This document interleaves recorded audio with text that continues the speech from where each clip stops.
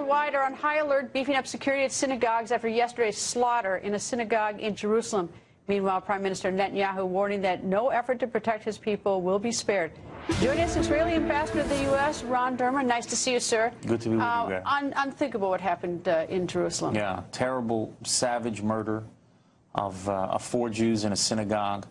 An Israeli Druze police officer went to protect them, and he, too, was killed. So we've had 5 victims of this savage attack.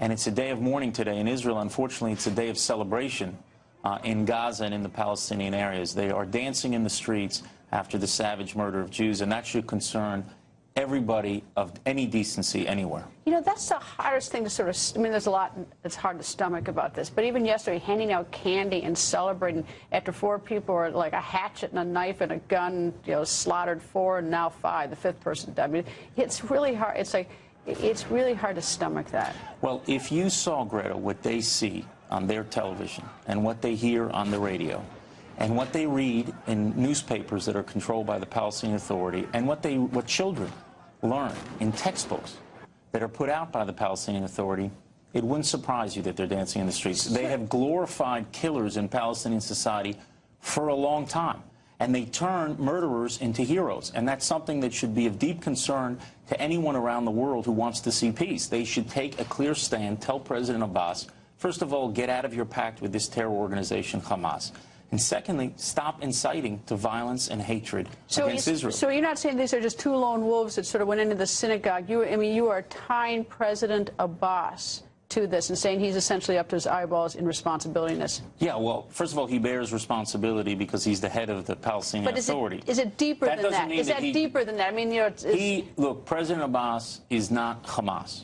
He's not part of a terror organization. He also is not AirFed. He hasn't directly ordered killings. But what he has done is he's allowed this environment of incitement to emerge. But does he actually incite? I mean, there's a little difference. Yes, he does. So then he is up to his eyeballs in it. Well, he actually just did it yesterday. When he made this condemnation, which many people around the world accepted, they didn't actually read the full condemnation. In the first sentence, he condemned the attack. And in the second sentence, he condemned Israel for going after the Al-Aqsa Mosque. So if he's continuing half condemnation and half incitement. All right, so this is not a real condemnation by Abbas. It's a phony one, in your view. It's not an unequivocal condemnation. Is it phony? Yeah, I think he's speaking out of both sides of his mouth. I think he's saying we condemn the killing of civilians on all sides. What does that mean? Imagine you have 3,000 Americans who were killed in 9/11, and people around the world are saying, you know, we condemn that, but we also condemn all these things that America is doing. Is that something that you would find acceptable? Of course not. So is it your view, and this is, I sort of cut to this, you view his condemnation is phony, and he's up to his eyeballs in inciting this conduct? Absolutely, to violence. He's not directly calling for attacks, but he is not contributing in any way. He's not a partner yet for the solution. Is he doing sort of the nod and the wink?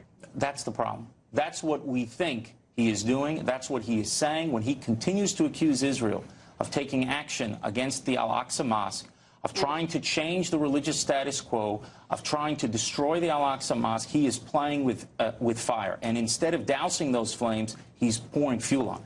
Ambassador, nice to see you, sir, and I only wish this would end peacefully, but that may be wishful thinking. Thank you, sir.